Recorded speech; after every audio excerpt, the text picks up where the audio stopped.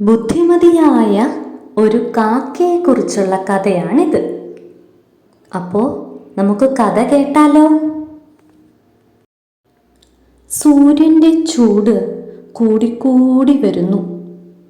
രാവിലെ ആഹാരം തേടി പുറത്തിറങ്ങിയ കാക്കമ്മ സൂര്യൻ്റെ ചൂടത്ത് വാടി തളർന്ന് ക്ഷീണിച്ച് ഒരു മരക്കൊമ്പിൽ വന്നിരുന്നു.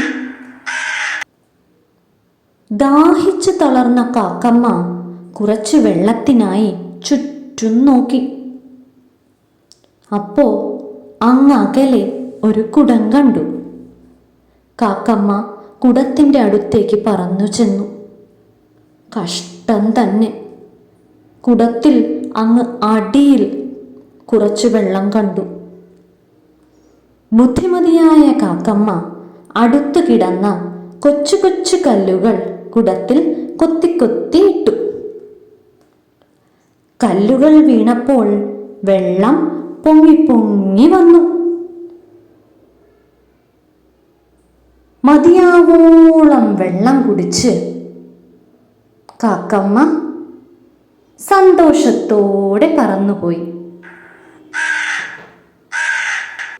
എങ്ങനെയുണ്ട് കുട്ടികളെ ഈ കഥ?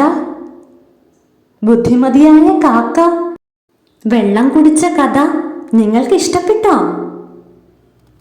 ഇഷ്ടപ്പെട്ടെങ്കിൽ മറ്റു കൂട്ടുകാർക്കും ഈ കഥ നിങ്ങൾ പറഞ്ഞു കൊടുക്കണേ. Bye bye.